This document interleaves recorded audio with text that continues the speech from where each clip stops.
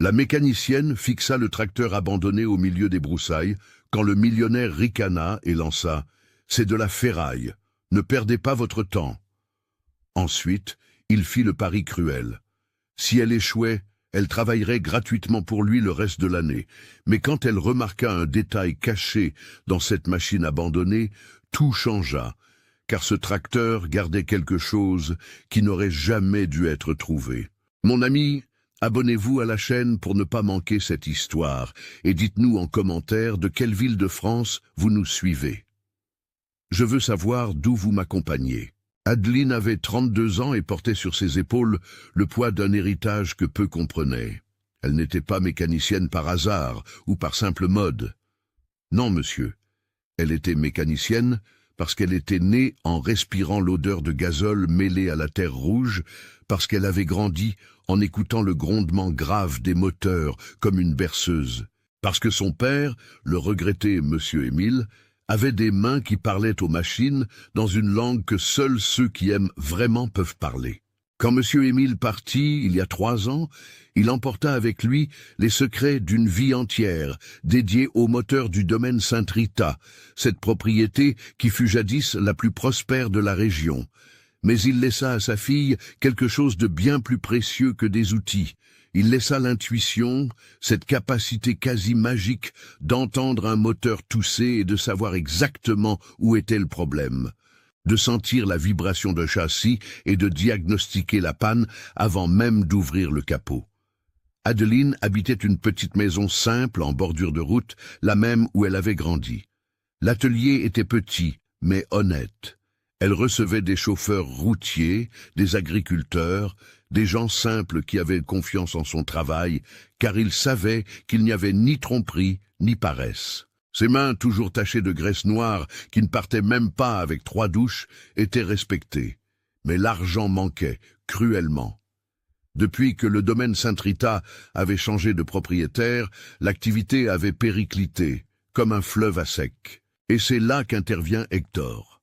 Hector Fontaine se disait entrepreneur agricole moderne. Il était arrivé dans la région il y a 5 ans avec un pick-up importé, une montre qui brillait plus qu'une soudure en plein soleil, et cette façon de parler qui faisait clairement savoir qu'il se croyait meilleur que tout le monde.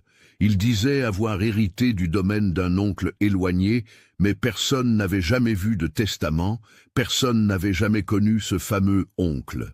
Ce que tout le monde avait vu, c'est l'ancien propriétaire, monsieur Gérard, le grand-père maternel d'Adeline, être expulsé de sa propre terre quelques mois avant de mourir de chagrin. Mais la vie continue, n'est-ce pas? Et les questions que personne ne pose s'enterrent avec les morts. Ce matin de septembre, alors que le soleil tapait déjà fort avant 8 heures, Adeline terminait de changer les injecteurs d'un camion Scania, quand elle entendit le grondement arrogant du Hilux d'Hector s'arrêter devant l'atelier. Elle ne leva pas les yeux de la pièce, continua d'ajuster le couple avec la précision de ceux qui savent que chaque ajustement compte. « Oh, mademoiselle !» La voix d'Hector avait ce ton de quelqu'un qui vous fait une faveur. « Je suis venu ici parce qu'on m'a dit que vous vous y connaissiez en moteur. » Adeline s'essuya les mains sur un vieux chiffon et enfin le regarda. Hector portait une chemise de ville aux manches retroussées, des lunettes de soleil chères et un sourire qui n'atteignait pas ses yeux. « J'en sais assez pour ne laisser personne en plan, » répondit-elle, la voix ferme, mais sans arrogance. « Eh bien, alors peut-être voudriez-vous jeter un œil à quelque chose pour moi. Il y a un vieux tracteur abandonné au fond du domaine. Cette ferraille occupe de la place depuis 5 ans et je veux m'en débarrasser. J'ai pensé à vous parce que, enfin, personne d'autre n'a voulu le regarder. » Quelque chose dans la façon dont il hésita en parlant, comment il détourna le regard pendant une fraction de seconde, alluma une petite lumière dans la tête d'Adeline. Elle connaissait les hommes menteurs. Elle avait grandi en les voyant passer à l'atelier de son père, inventant des excuses pour ne pas payer, créant des histoires sur des défauts imaginaires. « Quel genre de tracteur ?» demanda-t-elle en croisant les bras. « Un Case IH Steiger, un gros engin articulé. Il est à l'arrêt depuis que j'ai repris le domaine. On dit que la transmission a fondu, que le moteur est bloqué, que ça n'en vaut pas la peine. Je vais le vendre comme ferraille si personne ne le retire bientôt. » Adeline sentit son cœur faire un bond. Un Kaz IH Steiger. Ces tracteurs étaient des monstres de 400 chevaux, des machines qui coûtaient le prix d'une maison en ville. Son père en avait entretenu un pendant des années au domaine Saint-Rita. C'était sa fierté, la machine la plus puissante qu'il ait jamais touchée. « Et pourquoi me proposez-vous cela, monsieur ?» demanda-t-elle méfiante. Hector haussa les épaules avec un dédain calculé. « Parce qu'il faut que quelqu'un l'enlève de là. Il est au milieu des broussailles, envahi par la végétation.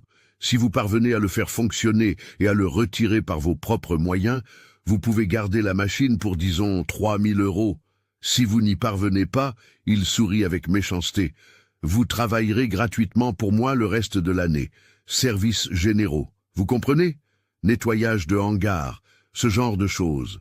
C'était un piège. Adeline le savait. Elle pouvait sentir l'odeur de supercherie dans l'air, plus forte que le gazole qui imprégnait ses vêtements. Mais elle sentait aussi autre chose, la curiosité pulsant dans ses veines, la voix de son père murmurant au fond de sa pensée « Ma fille, quand une machine est abandonnée, il y a toujours une histoire cachée. Donnez-moi jusqu'à demain, midi, 24 heures. » Elle s'entendit parler avant même de réfléchir correctement. Hector lâcha un petit rire dédaigneux. 24 heures. Mademoiselle, vous êtes folle, c'est de la ferraille. Mais très bien. Il sortit une liasse de billets froissés de sa poche et les jeta par terre devant elle. Tenez, voici 50 € pour que vous ne disiez pas que je ne vous ai pas prévenu. Achetez-vous une boisson fraîche et rentrez chez vous sans perdre votre temps. Adeline regarda les billets par terre. Elle ne se baissa pas. Elle se contenta de lever le menton et de soutenir son regard. « J'accepte le défi, mais quand je sortirai ce tracteur des broussailles en état de marche, monsieur signera le transfert devant moi avec un témoin et je ne veux pas de votre aumône. » Hector rit de nouveau, secouant la tête comme quelqu'un qui regarde un enfant têtu. « Marché conclu. Demain midi, je reviendrai ici chercher ma nouvelle femme de ménage. » Il monta dans son pick-up et partit, laissant derrière lui un nuage de poussière rouge. Adeline resta là, immobile, sentant le soleil brûler sa nuque, le cœur battant la chamade. Elle savait que c'était plus qu'une simple réparation. Il y avait quelque chose qui n'allait pas, très mal, dans toute cette histoire. Ce même après-midi, Adeline prépara sa mallette à outils avec le soin d'un chirurgien préparant son scalpel.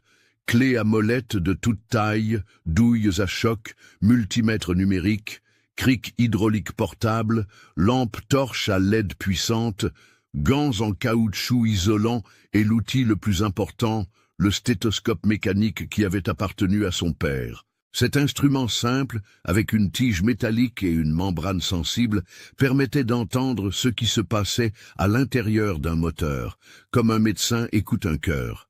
Elle fut prise en stop par Monsieur Antoine, le routier qui s'arrêtait toujours à l'atelier, et se rendit au domaine Saint-Rita. Le portail était ouvert, mais il n'y avait personne aux alentours. Hector avait été clair, « Débrouille-toi toute seule ». Adeline commença à marcher sur le terrain. Le domaine avait changé. Là où il y avait autrefois ordre et soin, il y avait maintenant des clôtures brisées, des hangars avec des tuiles manquantes, des broussailles poussant là où il devait y avoir des plantations. Son cœur lui serra. Cet endroit avait été beau un jour. Son grand-père maternel avait tout construit là avec ses propres mains, sueur et rêve.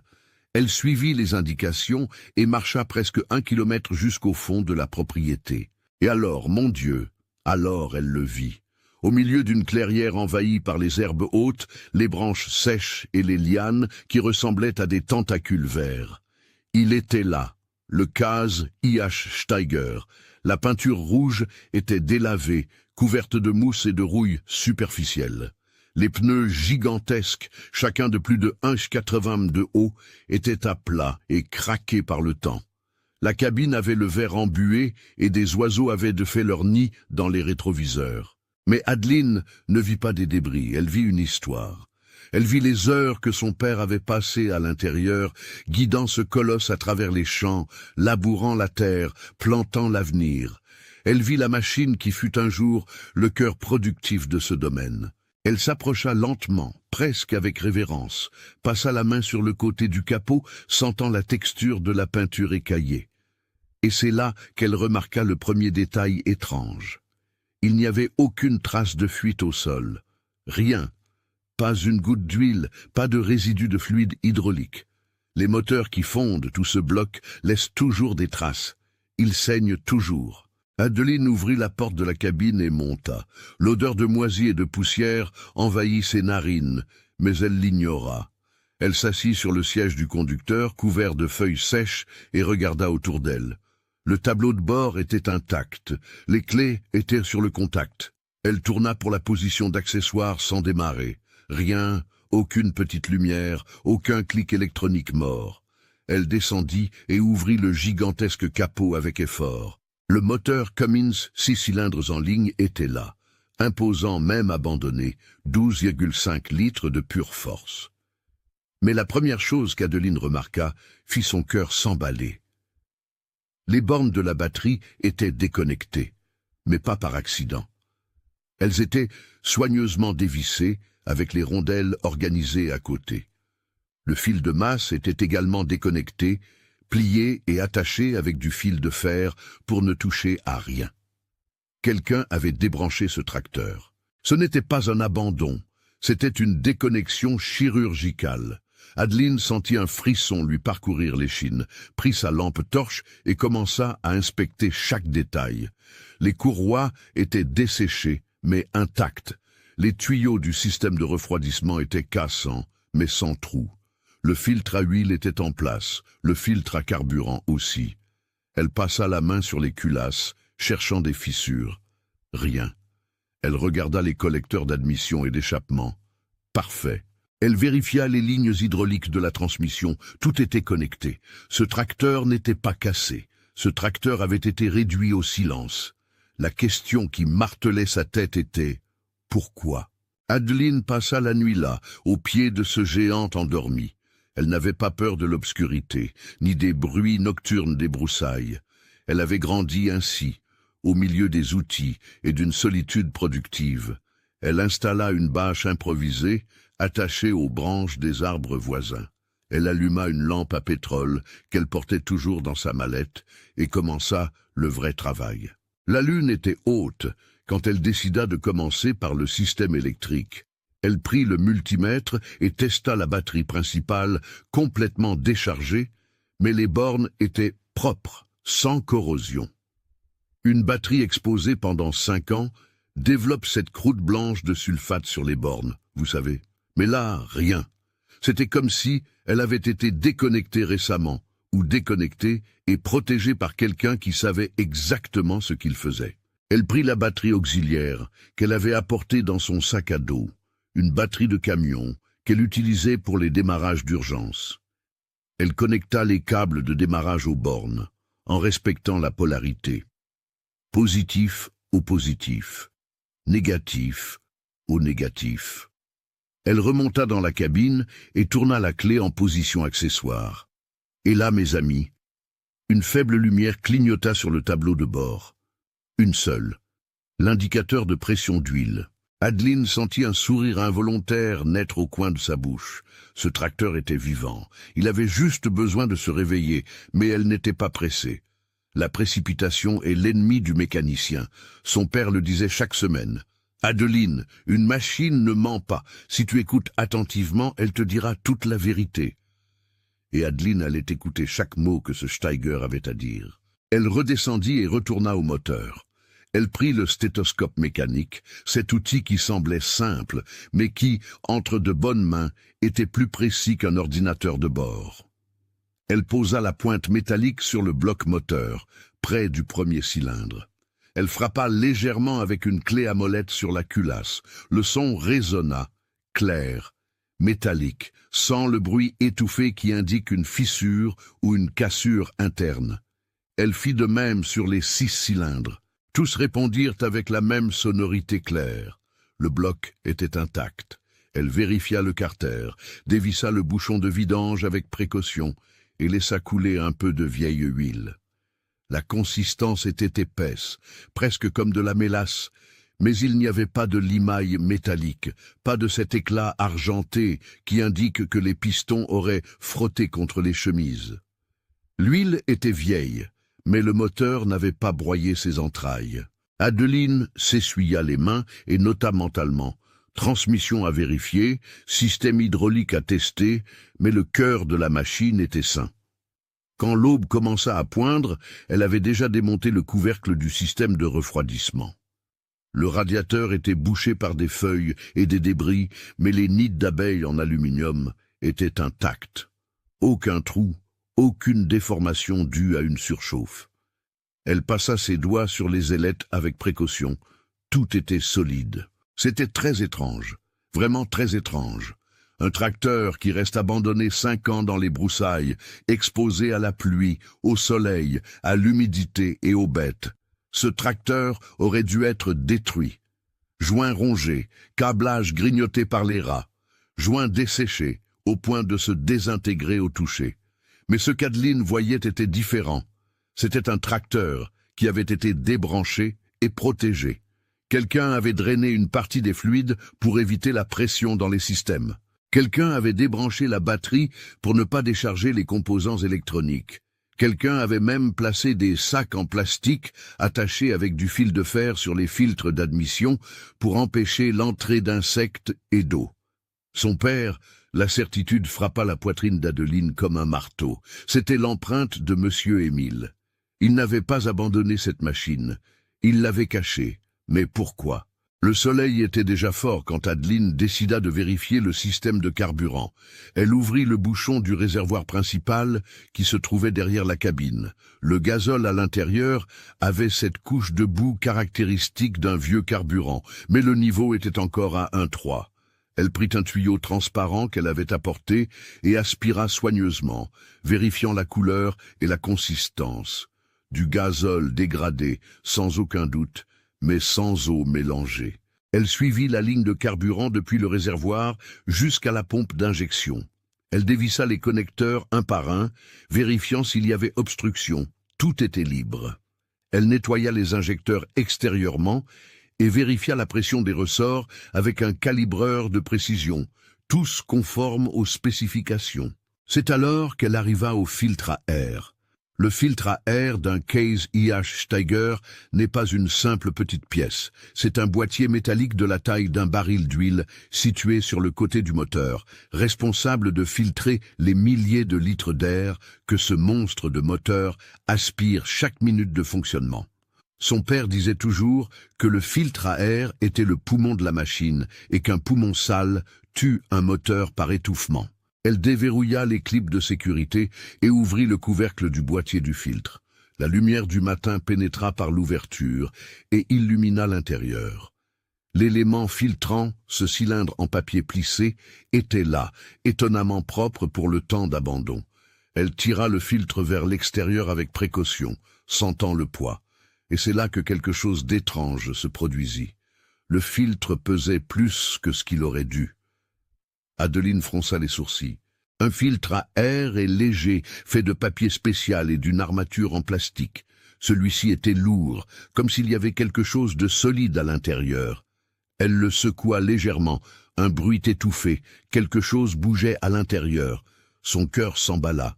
Avec une prudence chirurgicale, elle porta le filtre jusqu'à la bâche, où elle avait laissé ses outils éparpillés, le posa au sol et prit sa lampe torche, illuminant l'intérieur du cylindre de papier. Au fond, roulé et protégé par un sac plastique transparent et scellé avec du ruban adhésif industriel, se trouvait un volume rectangulaire. Adeline sentit ses mains trembler. Elle regarda autour d'elle. Elle était seule. Le chant des oiseaux et le murmure du vent dans les feuilles étaient les seuls sons. Elle glissa délicatement ses doigts entre les plis du filtre et tira le paquet vers l'extérieur. Il était lourd, rigide. Elle déchira le plastique avec son ongle et vit des documents. Une grosse liasse de papier plié, encore protégée par une pochette plastique transparente. Certains étaient jaunis sur les bords, mais lisibles. Il y avait aussi un carnet de notes à couverture noire, de ceux que son père utilisait pour enregistrer les entretiens. Adeline ouvrit la pochette, les mains sales de graisse, et commença à lire. La première page était un acte de propriété. Domaine Sainte-Rita, commune de Saint-Laurent-sur-Sèvre, Auvergne. Propriétaire Gérard Fontaine-Olivier, son grand-père maternel. Date 1978. Tout était tamponné, signé, enregistré chez le notaire. La deuxième page était un autre acte, même domaine, mais cette fois-ci transfert de possession à Hector Fontaine-Olivier. Date 2019. Sauf qu'Adeline approcha le papier de la lumière. La signature de son grand-père était là, mais quelque chose n'allait pas. Elle connaissait l'écriture de son grand-père, elle avait des lettres de lui conservées à la maison. Cette signature était trop tremblante, les lettres trop grandes. Ce n'était pas l'écriture ferme de Monsieur Gérard. Elle feuilleta davantage. Elle trouva des copies d'examens médicaux. Rapport neurologique, Gérard Fontaine-Olivier. Diagnostic, Alzheimer à un stade avancé. Date du rapport, 6 mois avant le transfert du domaine. Adeline sentit l'estomac se serrer. Son grand-père avait l'Alzheimer. Il n'aurait pas pu signer ce document en toute conscience. Elle continua de lire, les mains tremblant de plus en plus. Il y avait des pages et des pages de notes dans le carnet de son père. Date, conversation transcrite, témoin, 15 mars 2019. J'ai vu Hector emmener Monsieur Gérard chez le notaire. Le vieux ne reconnaissait même plus sa propre fille. Comment a-t-il pu signer? 22 mars 2019. Hector a menacé de me renvoyer si j'ouvrais la bouche. Il a dit que Gérard avait signé de son plein gré, mais je connais la vérité. Gérard ne savait même pas où il était. 10 avril 2019. J'ai gardé tous les documents au seul endroit où Hector ne cherchera jamais. Si quelque chose m'arrive, Adeline saura où trouver. Elle connaît ce tracteur comme moi. Dernier enregistrement. 3 mai 2019. Hector m'a ordonné de conduire le Steiger au fond du pâturage et de l'y laisser. Il a dit que c'était pour le mettre au rebut. J'ai tout débranché, protégé, caché la vérité dans le filtre à air. Un jour, ma fille le trouvera. Des larmes commencèrent à couler sur le visage d'Adeline, traçant des sillons dans la saleté et la graisse. Son père avait su, avait tout témoigné et avait été menacé. Le désespoir de ces dernières années, le silence autour du domaine, les nuits où il restait éveillé, fixant le vide. Tout faisait sens. Maintenant, Hector avait volé le domaine. Il avait profité de la maladie d'un homme sans défense pour falsifier un transfert frauduleux. Et Monsieur Émile, l'humble mécanicien qui ne voulait vivre qu'honnêtement, était devenu le témoin silencieux d'un crime. Adeline regarda le tracteur. Maintenant, elle comprenait tout. Hector ne voulait pas que cette machine fonctionne parce qu'elle était aussi une témoin. C'était la dernière preuve physique que le domaine avait été prospère sous la direction de Monsieur Gérard, qu'il y avait eu investissement et soin. Un tracteur de 400 chevaux ne s'achète pas pour rien. On ne l'achète que lorsque la propriété est productive, lucrative, précieuse. Laisser le Steiger pourrir dans les broussailles, c'était effacer cette mémoire. C'était détruire la preuve qu'il y avait eu prospérité avant l'arrivée d'Hector. Mais Adeline avait maintenant non seulement le tracteur, mais aussi la vérité entre ses mains. Elle essuya ses larmes avec le dos de sa main sale et leva les yeux au ciel. Le soleil était presque au zénith. Il ne restait que quelques heures avant midi, avant le délai qu'Hector lui avait donné. Elle rangea les documents dans son sac à dos, roulé dans un chiffon propre au fond. Puis, avec une détermination qui venait du plus profond de son âme, elle retourna au tracteur. Elle connecta les bornes de la batterie principale, utilisant maintenant l'énergie de la batterie auxiliaire pour charger. Elle remplaça le vieux gazole des filtres par du gazole propre qu'elle avait apporté dans des bidons. Elle nettoya les injecteurs un par un avec un fluide spécifique. Elle vérifia le niveau d'huile hydraulique et fil à point. Elle vida les lignes de frein, remplit le radiateur d'eau propre, mélangée à un additif. Elle travailla sans relâche, avec la précision d'un horloger et la force de quelqu'un qui avait quelque chose de plus grand à prouver. Il ne s'agissait pas seulement de faire fonctionner un moteur. Il s'agissait de donner une voix au silence de son père. Il s'agissait de rendre justice à un grand-père qui était mort sans savoir qu'il avait été volé. Quand le soleil commença à s'incliner vers l'ouest, à moins d'une heure de midi, Adeline était couverte de sueur, de graisse, de poussière et de détermination. Elle monta dans la cabine pour la dernière fois. Elle ajusta le siège, régla les rétroviseurs, boucla sa ceinture de sécurité, regarda le tableau de bord. Les lumières s'allumaient toutes maintenant. Huile, batterie, température, pression hydraulique, tout était vert, tout était prêt. Elle tint la clé de contact, inspira profondément et murmura « C'est pour toi, papa, c'est pour grand-père, c'est pour la vérité. » Et elle tourna la clé. Le démarreur commença à tourner, un son métallique, rauque, comme s'il se réveillait d'un très long sommeil. Adeline maintint la clé tournée, sentant la vibration parcourir le volant, monter le long de ses bras, envahir sa poitrine. Les pistons commencèrent à bouger à l'intérieur des chemises, encore lents, encore réticents. Le démarreur insistait, tournant, demandant à ses 12,5 litres d'acier et de carburant de se souvenir de leur raison d'être. Et puis, un premier toussement, un grave crachement de gazole brûlant pour la première fois en 5 ans. Puis, un autre toussement, et encore un autre. Adeline relâcha la clé un instant, laissant le moteur respirer. Puis elle la tourna de nouveau. Cette fois, le grondement fut plus fort. Les 6 cylindres commencèrent à démarrer l'un après l'autre, créant ce rythme caractéristique, cette symphonie mécanique que seul un vrai moteur diesel sait jouer. Et soudain, le Steiger rugit.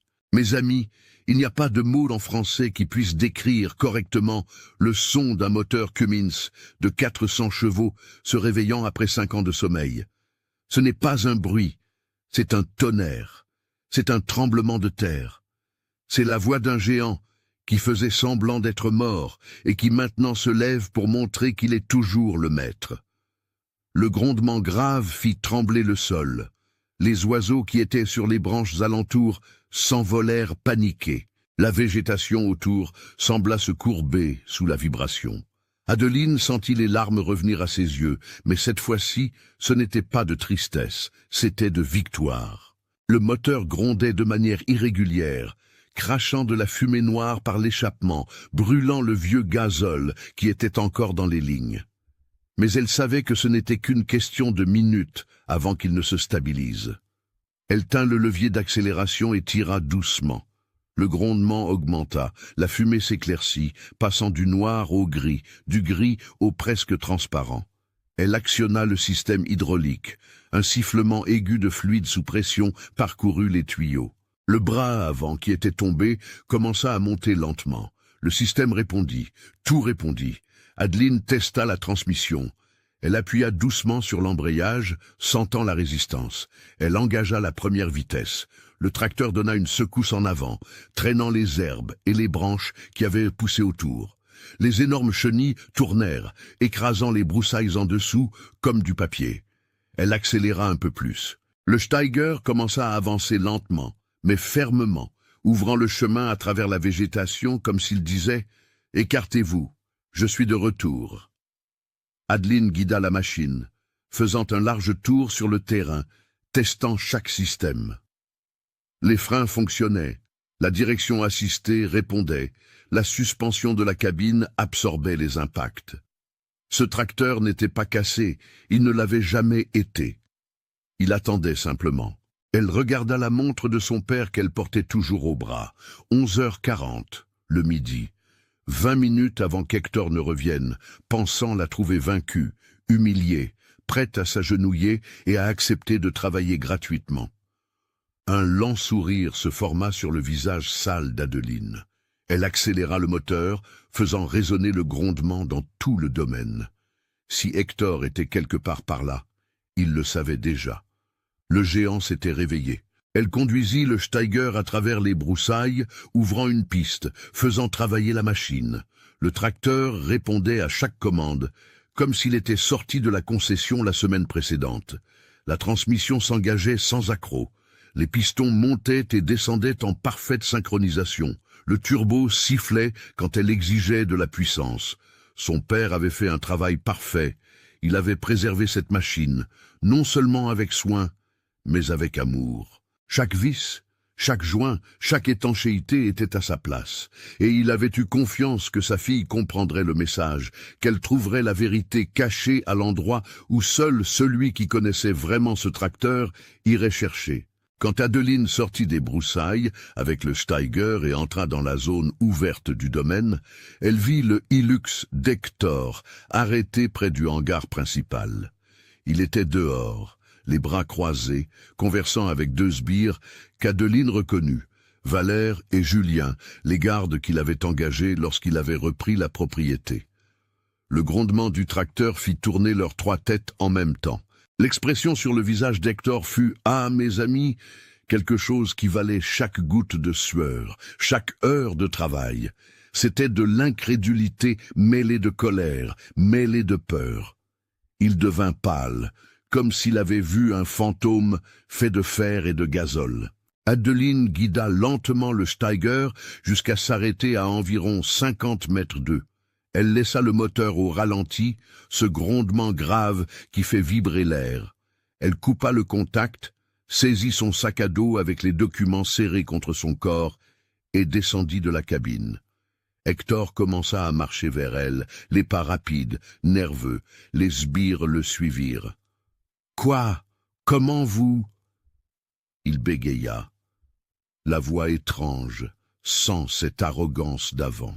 Adeline s'arrêta à 3 mètres de distance. Elle avait de la graisse sur le visage, sur les bras, sur ses vêtements. Ses cheveux étaient attachés en une queue de cheval défaite, mais elle était debout, droite, ferme, les yeux fixés sur lui.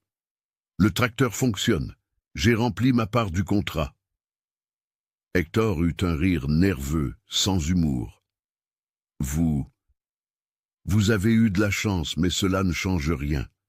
C'est toujours ma propriété, et vous n'avez aucun moyen d'emporter cela d'ici sans... » « Sans quoi ?» Adeline coupa, la voix calme, mais plus acérée. « Sans documentation, je l'ai. Sans transport, je le conduis à mon atelier dès aujourd'hui. Ou peut-être... » Elle inclina légèrement la tête. « Monsieur ne veut plus que ce tracteur parte d'ici. » Quelque chose changea dans le regard d'Hector. Une tension qui n'était pas là avant. Valère et Julien échangèrent des regards sans bien comprendre ce qui se passait. « Vous ne savez rien, mademoiselle. Prenez vos 3 000 € et disparaissez d'ici avant que... » « Avant quoi ?» Adeline fit un pas en avant. « Avant que je ne découvre pourquoi ce tracteur a été laissé dans les broussailles, justement après que mon grand-père vous ait transféré le domaine. Avant que je ne demande pourquoi mon père a tout noté dans un carnet. Avant que je ne montre des documents qui prouvent que Gérard Fontaine avait l'Alzheimer avancé quand il a signé l'acte. » Le silence qui tomba fut plus lourd que le Steiger lui-même. Hector resta paralysé. Valère et Julien se regardèrent de nouveau, cette fois avec une expression différente. Confusion, doute. « Vous mentez ?» dit Hector, mais sa voix sortit tremblante. Adeline retira son sac à dos de ses épaules et l'ouvrit. Elle en sortit la pochette plastique avec les documents. Elle la brandit pour que tous la voient. « Mon père a tout gardé. Chaque papier, chaque rapport médical, chaque note des fois où monsieur l'a menacé pour qu'il se taise. Il l'a caché ici, dans ce domaine, au seul endroit où monsieur ne chercherait jamais, à l'intérieur du moteur du tracteur que monsieur a ordonné d'abandonner. » Hector fit un pas en avant, la main tendue. « Donnez-moi ça. »« Non. » Adeline recula, serrant son sac à dos. « Je ne le donnerai pas parce que ce n'est pas seulement une question de papier. C'est une question de mon grand-père, qui est mort sans comprendre qu'il avait été volé. C'est une question de mon père, qui a vécu les dernières années de sa vie dans la peur d'être renvoyé pour avoir dit la vérité. C'est une question de ce domaine qui a été construit avec une sueur honnête et qui a été pris par le mensonge et des faux papiers. » Valère, le plus âgé des deux gardes, un homme d'une 50aine d'années aux cheveux gris, fronça les sourcils. « Hector, est-ce vrai? Le vieux Gérard n'était pas malade quand vous avez repris ici? »« Taisez-vous, Valère !» Hector cria, se tournant vers lui avec colère. « Vous ne comprenez rien !» Mais Julien avait aussi l'air dubitatif maintenant. « Patron, si elle a des preuves que monsieur Gérard ne pouvait pas signer... » Je vous ai dit de vous taire !» Hector cria de nouveau, le visage rouge. Puis il se tourna vers Adeline, pointant le doigt. « Vous allez me donner ces papiers ou vous allez le regretter. J'ai des avocats, j'ai des contacts, j'ai des gens qui peuvent faire... » « Faire quoi ?» Adeline l'interrompit, la voix ferme. « Me menacer ? Comme vous avez menacé mon père. Il a passé les dernières années de sa vie dans la peur, Hector. Peur de perdre son emploi, peur de ne pas pouvoir subvenir aux besoins de sa famille, peur que personne ne le croie contre un homme riche comme vous. » Elle fit un pas en avant. Et cette fois, ce fut Hector qui recula. « Mais vous savez ce que mon père n'avait pas peur de faire ? La bonne chose. Il a gardé ses preuves, sachant qu'un jour, elles verraient le jour. Et il a eu confiance en moi parce qu'il savait que je comprendrais le message, que je trouverais la vérité là où il l'a laissée. » Adeline se retourna et désigna le Steiger, qui continuait au ralenti, le grondement grave remplissant le silence. Ce tracteur là-bas est la preuve vivante que ce domaine était prospère. Une machine de 400 chevaux, entre 500 000 et 1 million d'euros neuve. Qui achète ça? Qui investit ça? Un agriculteur ruiné? Non. Un homme qui avait des terres productives, qui avait un avenir, qui avait de la dignité. Elle le regarda de nouveau. « Hector, mon grand-père a construit tout cela et vous l'avez volé, mais maintenant l'histoire va être racontée comme il faut. » Hector tremblait, non de colère, mais de quelque chose qui ressemblait au désespoir. Il regarda autour de lui comme s'il cherchait une issue, une solution. Puis il regarda de nouveau Adeline. « Combien voulez-vous » La voix sortit basse, presque un murmure. « Pour oublier ça, pour faire disparaître ces papiers, 10 000, 20 000, je paie maintenant. » Adeline sentit une vague de nausée. Ce n'était pas de la colère, c'était de la déception. Déception de voir que même confronté, même démasqué, Hector pensait toujours que tout pouvait être résolu avec de l'argent. « Non, dit-elle simplement. 50 000, alors vous n'aurez plus jamais besoin de travailler comme mécanicienne de votre vie. Non, 100 000, je signe un chèque maintenant.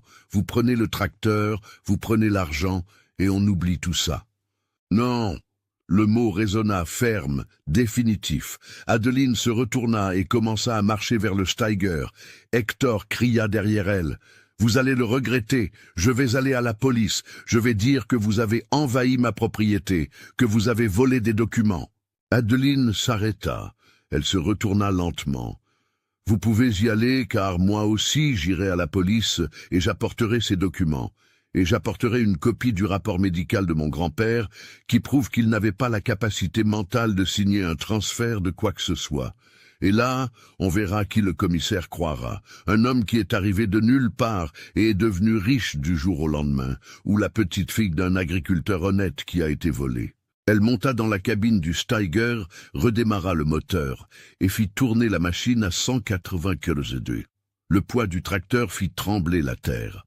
Elle positionna la machine face au portail du domaine, mais avant d'accélérer, elle regarda par la fenêtre latérale et cria à Hector. « Ah, et juste pour que vous sachiez, je ne pars pas. Pas encore, parce que ce domaine n'est pas le vôtre et je vais le prouver. » Et avec un rugissement qui fit vibrer jusqu'aux tuiles du hangar, Adeline accéléra le Steiger et commença à rouler vers la sortie, laissant Hector là, impuissant, tandis que le tonnerre de fer s'éloignait, emportant la vérité. Adeline ne rentra pas directement chez elle. Le Steiger grondait sur les chemins de terre, laissant derrière lui un nuage de poussière rouge. Et elle savait exactement où elle devait aller en premier. À chaque secousse, chaque virage, elle sentait le poids de la responsabilité et de l'espoir mêlés dans sa poitrine. Ces documents n'étaient pas seulement des papiers, ils étaient la voix de son père qui n'avait pas pu crier, la justice de son grand-père qui n'avait pas eu de défense. Elle arrêta le tracteur devant l'étude notariale de la ville, en plein milieu de la rue principale. Le moteur au ralenti attira l'attention de tout le monde. Les gens s'arrêtèrent sur le trottoir pour voir. Madame Lucie de la boulangerie quitta son comptoir pour regarder par la porte. Monsieur Maurice, un retraité qui passait la journée sur la place, se leva bouche bée.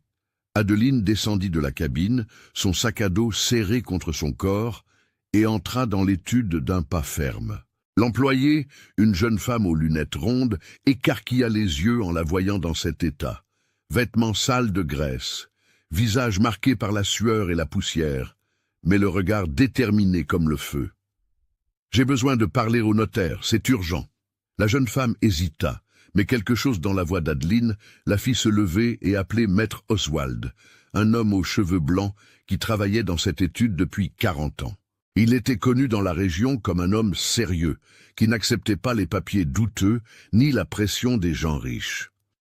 Quand Maître Oswald vit Adeline, il la reconnut immédiatement. Il avait connu M. Émile, avait fait des affaires avec M. Gérard par le passé. « Adeline, ma petite, que s'est-il passé ?» Elle posa son sac à dos sur sa table et l'ouvrit. Elle en sortit les documents, un par un, les organisant avec soin, l'acte de propriété originale du domaine, le rapport médical de son grand-père, l'acte de transfert falsifié, le carnet de notes de son père. « Maître, j'ai besoin que vous voyiez ceci et que vous me disiez si j'ai raison ou si je suis folle. » Maître Oswald s'assit, prit ses lunettes de lecture et commença à examiner. Le silence qui s'installa dans l'étude était dense. Seul le tic-tac de l'horloge murale et le bruit des pages que l'on tournait. Adeline resta debout, les mains serrant le dossier de la chaise, le cœur battant si fort qu'il semblait que tout le monde pouvait l'entendre. Après de longues minutes, le notaire retira ses lunettes et la regarda avec une expression qui mêlait tristesse et colère contenue. « Où avez-vous trouvé cela ?» « Mon père l'a caché à l'intérieur d'un tracteur. Il savait qu'un jour je chercherais. » Maître Oswald passa la main sur son visage fatigué. « Adeline, savez-vous ce que cela signifie ? Cela signifie qu'Hector Fontaine a volé le domaine de mon grand-père, qu'il a falsifié un transfert alors que le vieux ne connaissait même plus son propre nom. Cela signifie exactement cela. » Il confirma, la voix lourde. « Et cela signifie que cet acte qui a été enregistré ici en 2019 est nul, complètement nul. Une personne atteinte d'Alzheimer avancé n'a pas la capacité civile de transférer une propriété. » Adeline sentit ses jambes faiblir. Elle serra fermement la chaise. « Alors le domaine n'appartient pas à Hector. Il n'a jamais appartenu. Au moment où votre grand-père est décédé, la propriété aurait dû être transmise par succession aux héritiers légitimes. Votre mère, si je ne me trompe pas, était fille unique. C'est ça. Elle est décédée il y a 2 ans. Cancer. Alors vous, en tant que petite fille, êtes l'héritière légitime, avec d'éventuels autres parents directs, s'il y en a. » Adeline inspira profondément. Les larmes voulaient devenir, mais elle les retint. Ce n'était pas encore le moment de pleurer. C'était le moment d'agir. « Que dois-je faire, maître ? Faire ?»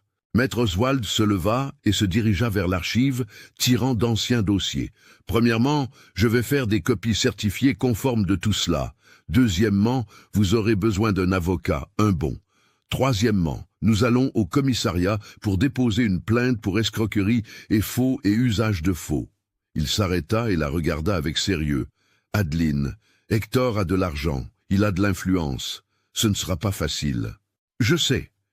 Mais mon père a gardé ses preuves au péril de sa vie. Je ne laisserai pas ça mourir. » Maître Oswald sourit, un sourire triste mais respectueux. « Vous êtes comme Émile, têtue, honnête et courageuse. » Il lui tendit la main. « Je vous aiderai de toutes mes forces. » 3 heures plus tard, Adeline sortait du commissariat avec une plainte enregistrée. Le commissaire Renaud avait tout écouté. Il avait analysé les documents et demandé une enquête immédiate. Hector serait convoqué pour un interrogatoire dans les 48 heures. Quand Adeline revint au Steiger, qui était arrêté comme un monument de fer au milieu de la ville, il y avait des gens autour, des enfants touchant les pneus gigantesques, des vieillards commentant la machine, des femmes demandant si c'était bien la sienne. Monsieur Tony, le propriétaire du garage concurrent, un homme ventru en salopette bleue, s'approcha avec respect. « Adeline, j'ai entendu dire que vous aviez sorti ce monstre des broussailles seul, c'est vrai ?»« Oui. Et j'ai entendu dire aussi que vous affrontez Hector en justice. Elle le regarda méfiante. Monsieur Tony n'avait jamais été très amical avant, mais son regard était différent maintenant. Il était aussi solidaire. C'est vrai. Il tapa sur le capot du tracteur. Si vous avez besoin de pièces, de soudure, de quoi que ce soit, vous pouvez compter sur moi. Votre père était un homme intègre, et personne ne mérite d'être volé comme votre grand-père. D'autres s'approchèrent. Madame Marlène de la Quincaillerie, Monsieur Pierre le routier retraité, Henri, qui avait une petite exploitation, un par un, offrant leur aide, racontant des histoires sur la justice de Monsieur Gérard, sur la façon dont le domaine Saint-Rita donnait du travail à la moitié de la ville auparavant. Adeline réalisa quelque chose qu'elle n'attendait pas. Elle n'était pas seule.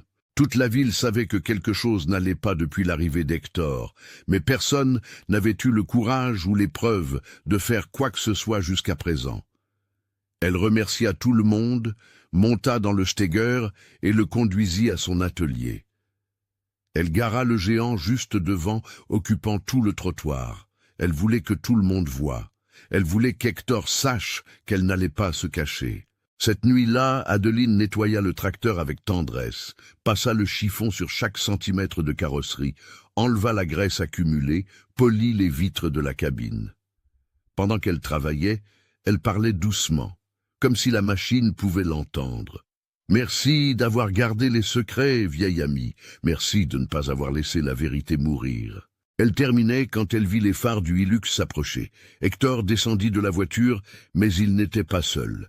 Il y avait un homme en costume à côté de lui, une mallette en cuir à la main.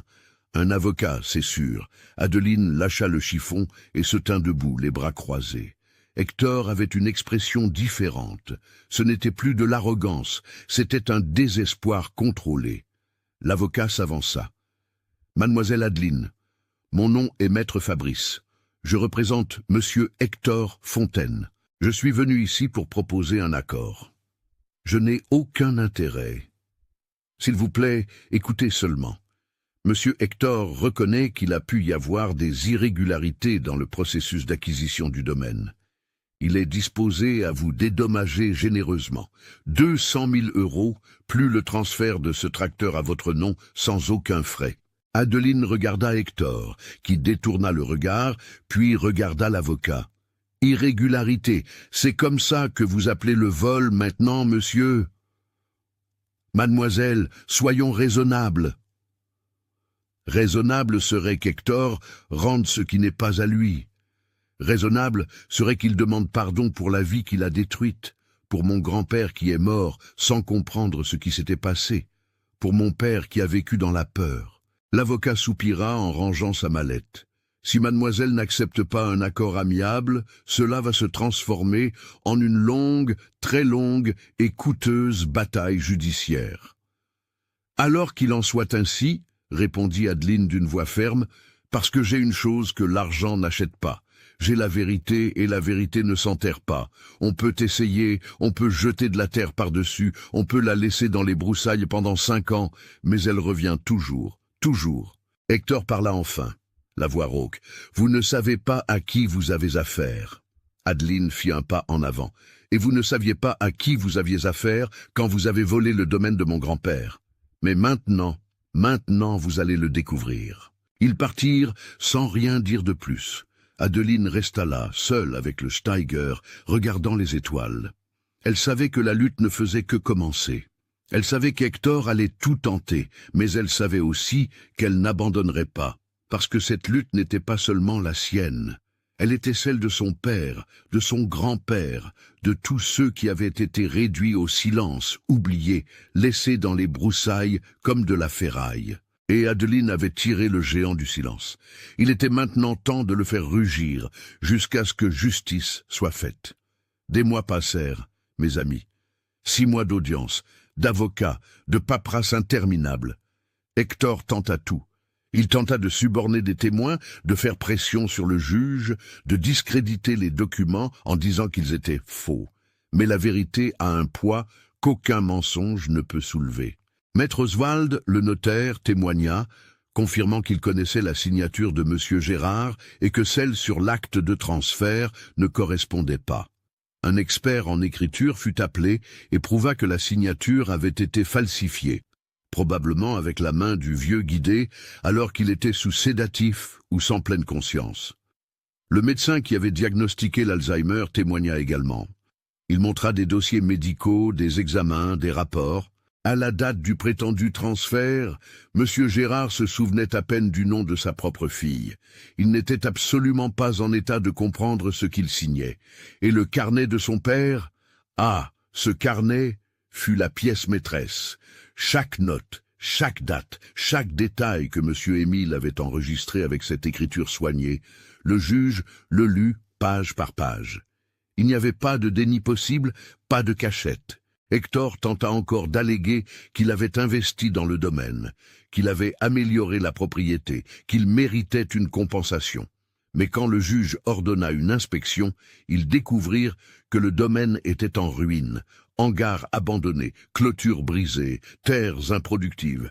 Hector n'avait rien investi, il avait juste aspiré ce qui restait et laissé mourir. Le verdict fut rendu un après-midi de mars, alors que la chaleur était intense et le ciel trop clair pour être vrai. Adeline était au tribunal, vêtue de sa plus simple tenue propre, les mains encore tachées de graisse car elle avait travaillé jusqu'à la dernière minute avant de partir. L'avocat que maître Oswald avait recommandé, maître Marc, un homme jeune mais compétent, qui avait accepté l'affaire pratiquement gratuitement parce qu'il croyait en la cause, était à ses côtés. Quand le juge lut le verdict, Adeline sentit ses jambes faiblir. « Je déclare nul l'acte de transfert du domaine Sainte-Rita, daté de 2019. Je décrète le retour immédiat de la propriété aux héritiers légitimes de Gérard Fontaine-Olivier, la principale héritière étant mademoiselle Adeline Fontaine-Olivier. Je condamne en outre le défendeur Hector Fontaine-Olivier pour escroquerie et faux et usage de faux. » Hector devint blême, tenta d'argumenter, mais le juge frappa son marteau. C'était décidé, le domaine revenait à la famille d'Adeline, revenait à ceux qui avaient construit cela avec sueur, avec honneur, avec dignité. Adeline ne put se retenir. Les larmes vinrent, chaudes, mouillant son visage. Mais ce n'étaient pas des larmes de tristesse, c'était du soulagement, de la victoire, de la justice enfin rendue. Maître Marc la serra dans ses bras. Monsieur Tony, qui était là en tant que témoin, applaudit. Madame Marlène pleura avec elle. Hector fut escorté hors du tribunal. Il allait répondre pénalement. Il allait devoir rendre tout ce qu'il avait pris. Il allait amèrement subir les conséquences. Et pour la première fois en 5 ans, Adeline sentit que le poids avait quitté ses épaules. La semaine suivante, elle entra dans le domaine Sainte-Rita par le portail principal. Non en stop, non caché. Elle entra en conduisant le Steger, ce géant rouge qui avait gardé les secrets et témoignait maintenant de la victoire. Le grondement du moteur résonna dans la propriété comme une annonce. La légitime propriétaire était de retour. Le domaine était dans un état déplorable. On ne pouvait le nier. Des années de négligence avaient fait payer le prix. Mais Adeline ne voyait pas des ruines, elle voyait des possibilités, elle voyait ce que cela avait été et ce que cela pouvait redevenir. Dans les mois suivants, elle travailla comme elle n'avait jamais travaillé de sa vie. Elle rénova le hangar principal et le transforma en un véritable atelier, grand, équipé, capable d'accueillir des tracteurs, des camions, des machines lourdes de toute la région. Le Steiger resta là, juste à l'entrée, restauré, rutilant, comme un monument, un symbole. « Celui-ci n'est pas à vendre, il n'est pas à louer, disait-elle à ceux qui demandaient. Celui-ci est là pour se souvenir que rien de ce qui est construit avec la vérité ne se perd pour toujours. » Monsieur Tony ferma son atelier et vint travailler avec Adeline. Il apporta son expérience, ses contacts. Madame Marlène fournissait les pièces à un prix juste. Monsieur Pierre indiquait les chauffeurs routiers. Toute la communauté embrassa le projet parce que ce n'était pas seulement une question d'Adeline, c'était une question de dignité retrouvée, de justice enfin rendue. L'atelier grandit. En 1 an, il comptait 10 employés. En 2 ans, il en comptait 20. Adeline embaucha des jeunes de la région, leur enseigna le métier, transmit ce que son père lui avait transmis. Des jeunes filles qui n'avaient jamais pensé à toucher à la mécanique découvrirent qu'elles avaient le don, qu'elles avaient le talent, qu'elles pouvaient être ce qu'elles voulaient. Il y eut un après-midi, presque 3 ans après ce jour dans les broussailles, où Adeline travaillait sous un camion, quand elle entendit une voix familière. « Excusez-moi, la patronne du garage est là ?» Elle glissa dessous le châssis sur son chariot de mécanicien et vit une jeune femme, 18 ou 19 ans, mince, l'air peu amène, mais aux yeux curieux. « C'est moi. De quoi avez-vous besoin ?» La jeune femme hésita. « J'ai entendu à la radio que vous embauchiez. Je voulais savoir s'il y avait encore une place. » Adeline se leva en s'essuyant les mains. « Oui, vous vous y connaissez en mécanique ?»« Non, mais j'apprends vite, et je n'ai pas peur de la graisse. » Adeline sourit à ce petit visage nerveux. Elle se revit elle-même de nombreuses années auparavant. Elle vit la soif d'apprendre, d'être quelqu'un, de prouver qu'elle pouvait. « Comment vous appelez-vous ?»« Julie. »« Julie, vous êtes prête à commencer demain matin, 6 heures. » Les yeux de la jeune femme brillèrent. « Prête? Alors, bienvenue. Ici, on n'apprend pas seulement à réparer un moteur. On apprend à ne pas abandonner, à ne pas baisser la tête, à ne laisser personne vous dire que vous n'êtes pas capable. » Et c'est ainsi que tout commença à prendre sens. La lutte n'avait pas été seulement pour récupérer la terre, elle avait été pour planter un avenir pour Adeline, pour la communauté, pour toutes les Julie qui arriveraient après. Un dimanche après-midi, alors que l'atelier était fermé et que le domaine était silencieux, Adeline monta sur le Steiger, démarra le moteur juste pour entendre le grondement, posa la main sur le volant et ferma les yeux. « Papa, grand-père, nous avons réussi. La terre est revenue, la vérité a gagné, et je promets de prendre soin de tout cela, comme vous en avez pris soin. Je promets d'honorer vos noms. » Le vent souffla doucement, portant l'odeur de la terre mouillée, et Adeline eut la certitude à ce moment-là qu'ils étaient là, fiers, en paix. Elle coupa le moteur et descendit. Elle regarda autour d'elle, l'atelier plein de vie, les hangars récupérés, la plantation qui recommençait à pousser. Ce n'était pas seulement un domaine, c'était un héritage sauvé. C'était la justice rendue, sous forme de terre rouge et de graisse noire. Et le Steiger, ce géant qui avait été laissé dans les broussailles comme une décharge, maintenant rutilant au soleil, était la preuve vivante que rien de véritablement précieux ne peut être enterré pour toujours. Parce que la vérité, mes chers amis, est comme un moteur bien entretenu. Il peut rester à l'arrêt un certain temps, il peut être réduit au silence, il peut être oublié. Mais quand vous reconnectez les bons fils, quand vous nettoyez les pièces avec tendresse, quand vous croyez qu'il y a encore de la vie à l'intérieur, il rugit de nouveau. Et son rugissement résonne plus fort que n'importe quel mensonge.